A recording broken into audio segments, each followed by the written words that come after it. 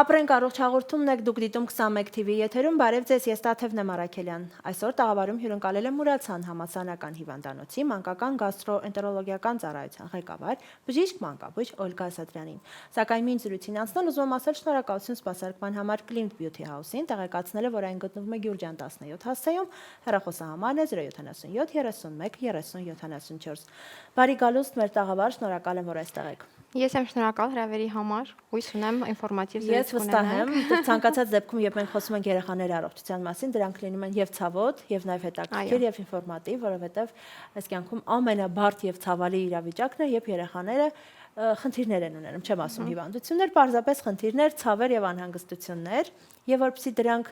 հնարավոր կանխման մեթոդները իմանան, ծանոթ լինեն հա մեր մայրիկները, հետեւաբար մեր հաղորդման հենց առաջին հարցը ուզում եմ սկսել սրանով, հա։ Երբ պետք է դիմել մանկական գաստրոէնտերոլոգին, որոնք են այն ախտանիշները, որոնք պիտի անհապաղ մայրիկին ուղղորդեն դեպի մասնագետը։ Շատ լավ հարց եք տալիս, որովհետև տարածուն վերջերս տարածուն կարծիք կա, որ ցանկացած փորացավի դեպքում կարելի է դիմել մանկական գաստրոէնտերոլոգ գտնել եւ դիմել նեղ մասնագետի։ Դա այդքան էլ այդպես չի, քանի որ ընդհանուր մանկաբույժները տիրապետում են այն մինիմալ գիտելիքներին, հմտություններին, որոնցով կարելի է բավարարել ծնողին, ծնողի բավարարել ծնողի անհանգստությունը եւ իհարկե ճիշտ լուծում գտնել երեխայի առումով։ Ինչ վերաբերվում է մեզ նեղ մասնագետներից, արդեն նեղ մասնագետ մանկական գաստրոէնտերոլոգներից, ապա պետք է նշեմ, որ մեզ հասնում են հիմնականում են երեխաները, ովքեր որ տևականություն են նշում իրենց գանգատների մեջ, երկարատևություն, խոսքը ամիսների մասին է։ Որովհետև երբ ծնողին բացատրում ես, որ տևականը 1 շաբաթը չի, այլ 1, 2, 3 ամիսն է, ապա իր մոտ դա առաջացնում է ինչ-որ զարմանք, բայց զարմանալ պետք չի, որովհետև մի քանի օրերի կամ մի քանի շաբաթների գանգատները հիմնականում սուր բնույթ են կրում եւ լիարժեք կարող են վարվել տեղամասային մանկաբույժների կողմից կամ ձեր ընտրած մանկաբույժի կողմից, հա։ Եթե երեխան ունի երկարատև փորացավեր կրկնվող բնույթի, ստամոքսի շրջանում էպիգաստրալ է դա կոչվում է զոնան, հա, ուտելու հետ կապը, սննդի ընդունման հետ կապը, ցավի, սրտխառնոցները, անբացատրելի աճի կանգը կամ քաշի դեֆիցիտը, ախորժակի անկումը, որը էլի ոչ թե 1-2 օր է տևում կամ վիրուսային հիվանդությունից հետո, այլ տևական բնույթ է կրում, այրոցները, գղթոցները, թերևս դա ընդհանուր է, որտեղ մեծերի մոտ էլ է այդ գանգատները հիմնականում դրանք են անհանգստացնում։ Վարքագծային խանգարումները, տրամադրության անկումները, որոնք որ հենց սննդի հետ են կապված։ Այսինքն այստեղ ոչ թե այդքան գանգատի միանշանակությունն է, այլ տևականությունն է, որը որ պիտի պարտադիր լինի եւ հենց դա է անհանգստացնում մանկաբույժին, վարող մանկաբույժին եւ հենց այդ պացիենտներն են արդեն հասնում նեղ մասնագետի կոնսուլտացիայի։ Դուք նշեցիք գանգատներ, որոնք մայրիկը կարող է երեխայի հետ զրույցում իմանալ, հասկանալ։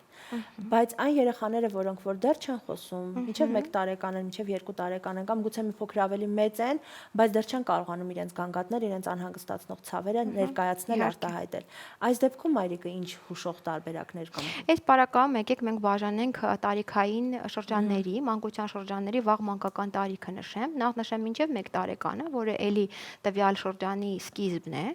եւ այս մինչև 1 տարեկան երեխաների մոտ գանգատները հիմնականում այո ավելի շատ խիստ անհանգստության միջոցով են արտահայտվում կամ հրաժարում սննդից կամ փսխումները, որոնք որ թերևս պատկերացրեք մինչև 1 տարեկան երեխաների փսխող երեխաների ուղիղ 30%-ը պարզվում է առողջ են, քանի որ կա ֆիզիոլոգիական փսխում, որը կարող է լինել բացարձակ նորմալ, դա կախված է անատոմիական զարգացման հետ, քանի որ կերակրափողը այս դեպքում կարճ է եւ լայն է, երեխայի դիրքի հետ, քանի որ երեխան հիմնականում գտնվում է կամ պարկած վիճակում կամ նստած, ինչը բարձրացնում է ներվերովայնային ճնշումը եւ կարող է լինել փսխման պատճառ։ Շատ հաճախ անհանգստացած ծնողներին թե ինչու է իրենց երեխան փսխում, երբ որ ասում ես, որ փսխումը դա նորմալ է, այո, փսխումը կարող է լինել նորմալ եւ մի քիչ թերհավատորեն են նայում, բայց երբ որ լիարժեք բացատրվում է, թե փսխման պատճառը որն է, իմ ասած նշանած գործոնների ձևով ենք բացատրում, ինչ որ չափով հասնում ենք ինչ որ խաղաղության, հանգստության եւ իրանք այսպես խաղաղ են գնում մեզնից, սпасելով ցույցերով, որ այդ փսխումը կդադարի։ Այո, դա կոչվում է ֆիզիոլոգիական փսխում, որը մինչև 1 տարեկան պիտի ինքնուրույն անցնի, չի պիտի անդրադառնա երեխայի աճի վրա, քաշի դեֆիցիտ չի պիտի առաջացնի։ Այս երեխաները գրականության մեջ ունեն անվանում երջանիկ թքողներ, ովքեր որ այստեղ փսխում են, իսկ այնտեղ ցանկանում են ձգտում են, այո, ձգտում են սննդին, տրամադրությունը արտակարգ է, ամեն ինչ լավ է իրենց կյանքում եւ փսխումը օրըստօրե պիտի պակասի։ Եթե փսխումը չի պակասում, մի բան էլ ավելանում են այլ ախտանիշներ, այս արդեն անդրադառնամ այլ ախտանիշներին, թե երբ պիտի դիմել գաստրենտրոլոգի այս տարիքային խմբում, ապա կասեմ հետեւյալը, որ փսխող երեխաների շարունակական փսխումներին ավելանում են նաեւ քաշի դեֆիցիտը, անտրամադիր լինելը։ Երեխաները չեն ձգտում սննդին, ընդհակառակը շշի տեսքից արդեն իրենց վանում է, իրենք ձգվում են մի կողմ, հրաժարվելով ի սկզբանե սնունդ ընդունելուց։ Սովի զգացումը չեն ընկալում այդպես, ինչը ընկալվում է օրինակ առողջ երեխաների մոտ։ Դա արդեն դառնում է պաթոլոգիա, հա, այսինքն մենք աստիճանաբար քայլում ենք դեպի պաթոլոգիկ process, որը կրում է արդեն գաստրոէզոֆագեալ ռեֆլուքսային հիվանդություն անվանումը։ Իդեպ այս հիվանդությունը ոչ միայն վաղ մանկական շրջանի հիվանդությունը, այլ կարող է լինել նաև ավագ տարիքի երեխաների մոտ, նույնիսկ ասեմ ավելի հաճախ կարող է լինել ավագ տարիքի մոտ եւ իհարկե մեծահասակների մոտ։ Մենք գիտենք, որ սովորաբար նաև այսպես հայտնի խոսք կա, հա, մենք այն ենք, ինչ մենք ուտում ենք, նույնիսկ Հիպոկրատն էլ ասում էր, չէ, մենք պիտի ուտելիք այնպես ուտենք, որպես դեղորայք, որպեսզի հետո նաև դեղորայքը չուտենք որպես ուտելիք։ Հիմա այս համատեքստում կարծում եմ ասելիք շատ ունեք, քանի որ եթե շուրջը նայում ենք, թե ինչ են ուտում երեխաները, ինչ ընդմիջում են անում դպրոցում, ինչով են իրենք խրախուսվում, նաև արդեն իսկ ասվածը լավագույնս երևում է, հա։ Բայց նաև չեմ ուզում խիստ ծայրահեղական լինենք, որ երեխան պետք է միայն ուտի խաշած բրոկոլի, խաշած եւ այլն։ Ինչպես անենք, որ այդ սահմանը շատ սահուն անցնենք եւ չբռնենք այս կամ այն իսկապես ծայրահեղականություններ, որտեղ նաև կան մայրիկներ, որոնք ասում են, դե որ մենք կերել ենք, ինչ է եղել, ոչ։ Շատ հաճախ ենք հանդիպում այս նախադասությանը, այո։ Գոյություն ունի սննդային վարքագիծ տերմինը, որը ի սկզբանե պետք է երեխայի մոտ ձևավորվի դեռ շատ վաղ մանկական տարիքից։ Մենք գիտենք, որ հավելյալ սնունդը մենք 6 ամսեկանից ենք ներմուծում, եթե երեխան առողջ է, չունի քրոնիկ պաթոլոգիաներ, ամեն ինչ լավ է, աճը լավ է, ապա 6 ամսեկանից ինքը բացարձակ պատրաստ է ընկալել նոր սնունդը, հա, բացի իր մայրական կաթից կամ ադապտացված կաթնախառնուրդից։ Արդեն իսկ 6 ամսեկանից պետք է դա կատարել համապատասխան որոշակի կանոնակարգի, հա, ու ըստ պրոտոկոլային, որպեսզի հետո երեխայի մոտ ձևավորվի ճիշտ սննդային վարքագիծ։ Ամեն ինչում, ոնց որ մեծերի մոտ, այդպես էլ երեխաների մոտ, առավել երեխաների մոտ պետք է լինի դիսցիպլինա տերմինը, հա։ Իսկ եթե սննդային վարքագծից լինում են շեղումներ, ինչպես է դա դրսևորվում։ Առաջինը, որ լինում է, դա քմահաճությունն է։ Սա օրինակ երեխայի ստրեսային ինչ-ինչ պատճառներից ելնելով երեխայի հրաժարումն է սննդից, հա,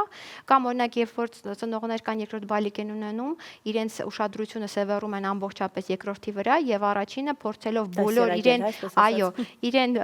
ծանոթ բոլոր միջոցները օգտագործելով ուշադրությունը հետ է բերում իր վրա, հա։ Երկրորդը դա սելեկտիվությունն է սննդի, այսինքն երեխան մեկ բան փորձեց եւ վերջ, դա իրեն դուր է գալիս, ինքը սննդից օրինակ օգտագործում է միայն մակարոնը, սմրքից կվերցնի միայն բանանա եւ ծնողը դեմ չի, միայն թե ուտի։ Դա նույնպես սխալ է, այսինքն ծնողը չի էլ ձգտում էլ փորձել այլ տեսակներ։ Լավ, մակարոնը կերավ, ուրեմն արդեն բավարար է։ Այո։ Դա էլ այդքան ճիշտ չի ու այստեղ նույնպես գործում է սննդային վարքագծի խախտում։ Հա։ Եվ կնշեմ երրորդը այն, որ շատ հաճախ ստիպելն է գործոնը բերում դրան, երբ որ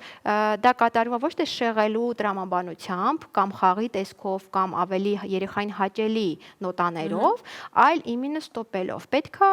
հարգել երեխայի հագեցվածության զգացումը, երբ որ ինքը իրոք հագեցված է եւ չի կարելի դա դարձնել ինչ որ ավելի ագրեսիվ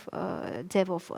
անել երեխայի հետ։ Հիշում եք մենք պարտեզներում, երբ մենք էինք գնում պարտեզ, մեզ ստիպում են, որ պիտի ափսեն ամբողջությամբ դատարկ լինի, մաքուր լինի, ինչու ոչ, նաև տանը տատիկներն էին ասում, այ եթե մինչև վերջ չուտես, նկարի միջի աղջիկը կխեղդվի եւ այսպիսի բաներ, որոնք հետագայում նաև սննդային վարքի լուրջ խախտումներ ծննդային կախվածություն եւ այլն, հա, այսպիսի խնդիրների առաջ են կանգնացնում։ Այն ցանկալի ուտելիքները, որոնք որ չգիտեմ ինչու է այդպես ստացվել, բայց բոլոր ցանկալի ուտելիքները վնասակար են։ Բոլոր համեղ ուտելիքները վնասակար են, բայց մենք էլ մարդ ենք, երեխաներն էլ մարդ են եւ ուզում ենք երբեմն չարաճճություններ անել։ Ժամանակ իհարկե։ Որքան հաճախակի չարաճճություն անելն է, որ չի բերի դեպի հիվանդությունը, դեպի խնդիրը։ Իրականում այդպիսի լիմիտ սահմանելը մի քիչ համ դժվար է, համ ճիշտ չի, բայց պետք է նորից մի հատ վերադառնամ իմ նախորդ մտքին, որ հաջորդը դա սննդային պատասխանատվությունն է։ Այսինքն ինչ է սննդային պատասխանատվությունը, երբ որ դու ամեն ինչ արել ես մի մանկական տարիքում, ու երեխան տեսել է ճիշտ առողջ սննդի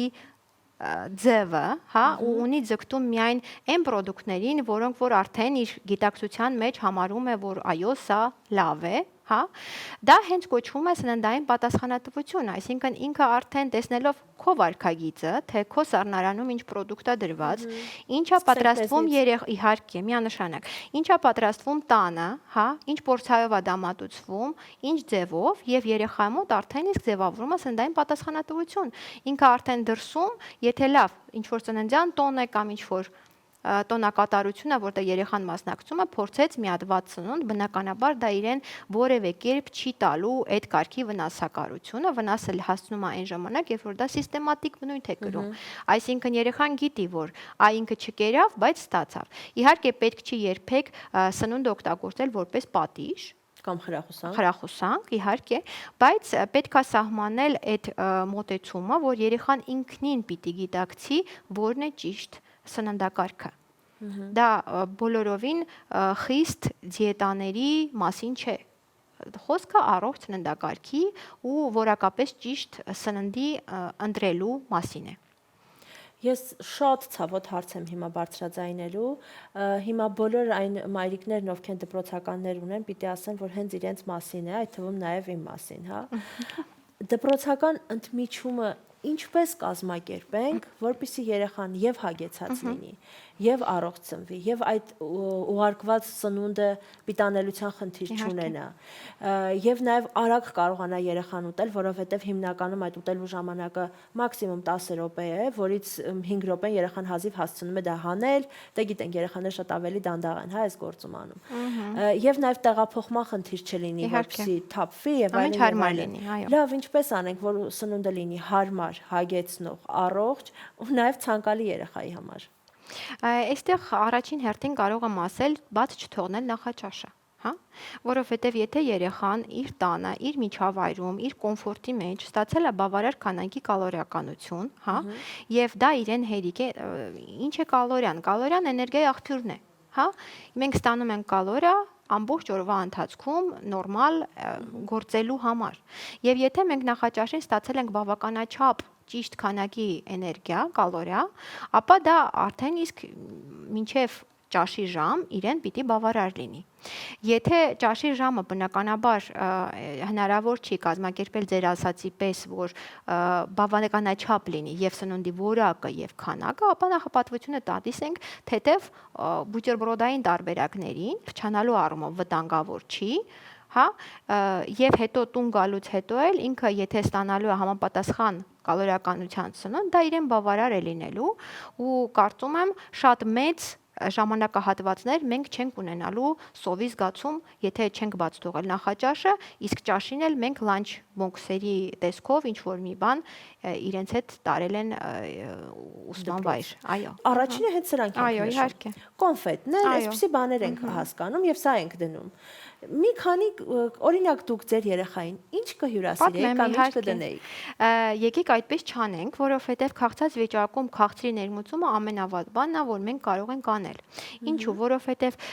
քաղցրը, նամանավանդ քաղցր հեղուկները, ինչու՞ չէ նաև քաղցր սնունդը, քաղցրավենիքը, առաջին հերթին են դառնում աղբյուր ստամոքսահյութի գերարտադրության։ Ստացվում է մենք խախտում ենք այն բալանսը, որտեղ գտնվում է պաշտպանիչ գործոնների եւ ագրեսիայի գործոնների մակարդակը, սահմանը, հա։ Ստացվում է մենք քաղցած վիճակում, քանի որ նախաճաշից հետո արդեն բավարար ժամանակ է անցել եւ երեխան ունի քաղցի զգացում, արտադրում ենք քաղցր ներմուծելով օրգանիզմ շատ քանակի աղաթթու, ինչը հետո ստեղծում է ագրեսիա զարգացածի նկատմամբ։ Նույնը ել ավելի կարող եմ ասել քաղցր հեղուկների մասին, որոնք շատ ավելի վնասակար են, քան քաղցր սնունդը, սկսած բերանի խոռոչից, որոնք որ ապացուցված է, որ կարիեսի առաջացման ամենանպաստող գործոնները քաղցր հեղուկներն են։ Թյուր կարծիք կա ծնողների մոտ, որ պատրաստել կոմպոտը կամ քամել հյութը շատ ավելի օգտավետ է, քան միրգը։ Բոլորովին այդպես չէ, որովհետև եթե անդրադարձա արդեն մի քիչ այլ թեմայի, բայց պիտի ասեմ, ցանկանում եմ ասել, որ միրգը ճիշտ է ուտել, այլ ոչ թե քամել եւ խմացնել դրա հյութը, որովհետև միրգի ամբողջական ներմուծումը օրգանիզմ նաև տալիս է բջջանք եւ կարեւոր մանրաթելեր, որոնք որ ապահովում են երեխայի աղիների գործունեությունը, կանխարգելում են փորկապությունները, իսկ ինչ ենք մենք անում, մենք տալիս ենք հյութ, որը ինքնին ֆրուկտոզա է, քաղցր հեղուկ է, այո, ինչ որ չափով վիտամինային ինչ որ մի բան կապահովի, բայց ոչ լիարժեք է։ Ես չեմ ասում, որ հյութեր չտալ երեխային բոլորովին, եթե դա բնական հյութ է, այսինքն թարմ քամած հյութ, բնական նշանակում է թարմ քամած։ Կամ կապոտ հստակեցնենք, որովհետև դա մի քիչ լայն է, հա, սահմանը։ Թարմ քամած հյութը իհարկե իր սահմանների մեջ բավականին օգտակար է, բայց եթե մեզ ինձ շատ հարց են տալիս, ոչ որպես սնունդ եւ ոչ որպես մրգի փոխարինող, բացարձակ։ Հիմա ձեր երեխայի լանչբոքսն եմ ուզում բացեք մեզ համար։ Իմ երեխայի լանչբոքսը երկու մասից է բաղկացած, մասնավորապես փոքր երեխայինս, որը առաջի դասարանում է, միշտ մեկ մասը կազմում են մրգեր, ամբողջական կտրատած, նախապատվությունը տալիս ենք այն մրգերին, որոնք որ ուշ փչացող են, հաստատ խնձորին ոչ մի բան 3-4 ժամում չի լինի, եթե կտրատված է եւ փակ վիճակում է։ Խնձորը սեզոնային մրգերը, փառք Աստծո, մենք լավ երկրում ենք ապրում այդ առումով, եւ եթե ոչ հասած միրգ կա, հաստատ կարելի է իրեն դնել եւ մի քանի ժամ ինքը հաստատ կմնա։ Մյուս մասը իհարկե կազմում է որևէ բուտերբրոդ, հիմնականում նախապատմություն ավելի տալիս եմ ոչ շատ խմորային հացերին, այլ ավելի շատ միգուցե լավաշ կամ ավելի երկրորդ սորտի ալյուրով պատրաստված հացերին, իր պանրով, որը որ հնարավոր է տեղափոխել, այսինքն չփշրվող, չքսվող եւ հարմար։ Միգուցե այդ ամբողջ ուտելուց հետո էլ մի փոքրիկ ինչ որ քաղցրավենիք, որտեվ այո, երեխան չի կարող ամբողջ օրը քաղցր չուտել, քաղցրը նույնպես ունի իր էմոցիոնալ կոմպոնենտը, որը որ առաջին հերթին պահում է երեխային ուրախ, զվարթ եւ նաեւ ինչու՞ չէ էնդորֆինների աղբյուր է, սերոտոնինի հաճույքի հորմոնը արտադրվում, երբ որ երեխան դա ուտում է, ինչու՞ չէ այդպես, բայց ոչ միանշանակ քաղցած ֆոնին։ Այդպես։ Շատ լավ, հիմա առաջարկում եմ դիտենք տեսանյութ, նորից վերադառնանք ու շարունակենք։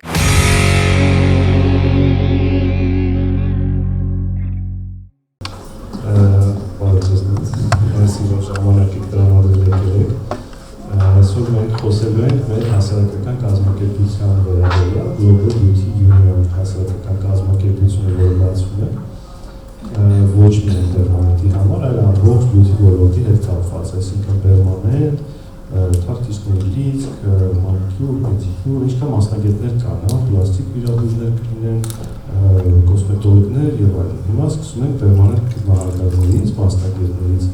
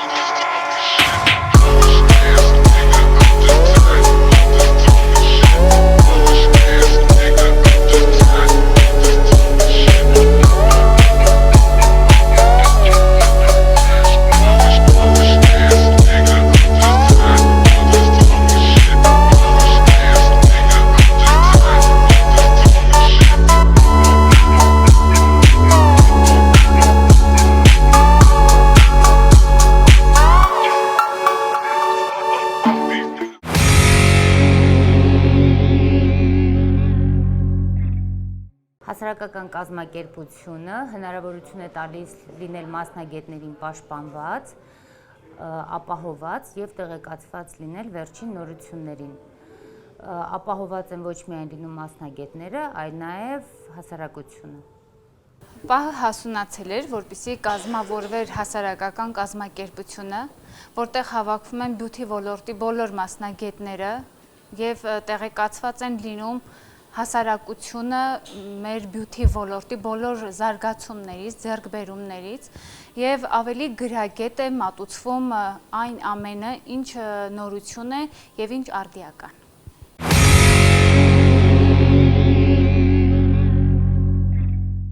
Հասարակական կազմակերպության անդամակցելը թույլ է տալիս աշխատել նաև օրենքի սահմաններում, ինչու չէ համագործակցել տարբեր մասնագետների հետ։ Կազմակերպությունը թույլ է տալիս նաև աշխատել երկրից դուրս եւ համագործակցել այլ երկրների մասնագետների հետ։ Խորհուրդ կտամ նաև սկսնակ մասնագետներին անդամակցեն, քանի որ հնարավորություն է տալիս կազմակերպությունը ավելի կայանալու եւ ավելի ապահով աշխատանքը սկսելու համար։ Իմ երկար տարիների աշխատանքային փորձը թույլ է տալիս հստակ եւ վստահ ասել, որ այս կազմակերպությունը առավել պրոֆեսիոնալ է եւ վստահելի եւ այդ պատճառով ես այսօր գտնվում եմ այստեղ եւ անդամակցվել եմ այս հասարակական կազմակերպությանը։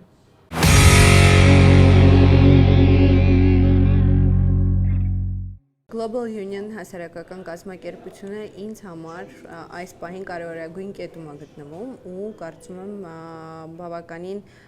ճիշտ գործառույթ է իրականացնում եւ համախմբում է բյութի ոլորտի լավագույն եւ գրագետ մասնագետներին, ովքեր որ ունեն անելիք այս ոլորտում, մասնավորապես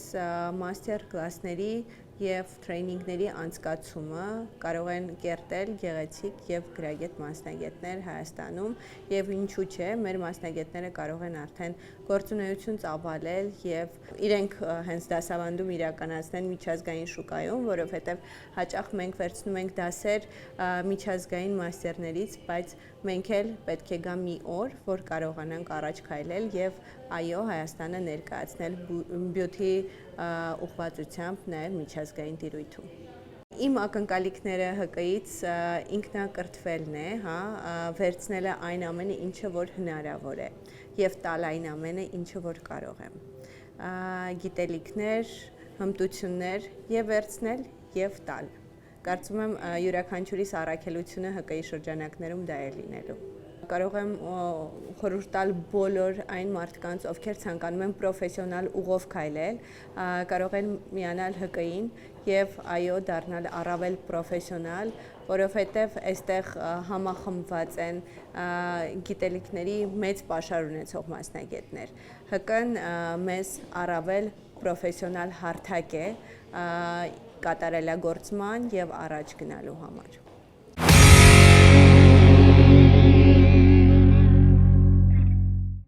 Շատ կարևոր է նման հասարակական կազմակերպությունների ստեղծումը մեր ոլորտում, քանի որ մասնագետներին հարկավոր է նման կազմակերպություն, որպեսզի կարողանան առաջ գնալ, ունենան մասնագիտական աճ, կարողանան լսելի դարձնել խնդիրները, բարձրաձայնեն այն բացերը, որոնք կա մեր ոլորտում, կրթվեն, մասնագիտական աճ գրանցեն,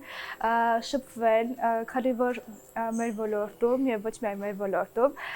մասնագետները չեն սիրում միմյանց հետ փորձի փոխանակում կատարել, իսկ այսպիսի հասարակական կազմակերպությունները ստեղծում են այնպիսի բարի դրացական միջավայր, որտեղ դու քո փորձով կիսվում ես եւ նաեւ փորձի փոխանակում ես կատարում, որը շատ հրաշալի է մեր մասնագետների համար։ Այս հասարակական կազմակերպության նպատակը կարծում եմ հենց այն է, որ պերմանենտ մասնագետների ձայնը լսելի դառնա, ոչ միայն ժողովրդի շրջանակներում, այլ նաև անհրաժեշտության դեպքում պետության շրջանակներում։ Միանշանակ բացառը պետք է մասնակցել, քանի որ միայն շահում ես եւ գործնելու ոչինչ չունես, ուղղակի պետք է գնալ եւ միշտ նոր հնարավորությունները բաց չթողնել։ Իսկ սա շատ լավ հնարավորություն է։ Ես կուզեի նաև ավելացնել, որ հասարակական կազմակերպությունը ոչ միայն պերմանենտ ոլորտի մասնագետների համար է, այլ նաև ինչպես Տիգրանը նշեց, բյութի ոլորտի բոլոր մասնագետներին, կլինեն վարսահարդարներ, մատնահարդարներ, կոսմետոլոգներ, տատու անողներ, ովքեր մարմնի տատու են անում եւ բոլոր մնացած այլ մասնագետները բյութի ոլորտի կարող են անդամակցել հասարակական կազմակերպությանը եւ ինչու ոչ իրենք նույնպես ունենան առավելություն առաջ գնալ եւ իրենց ոլորտը ներքաշել անհրաժեշտության դեպքում։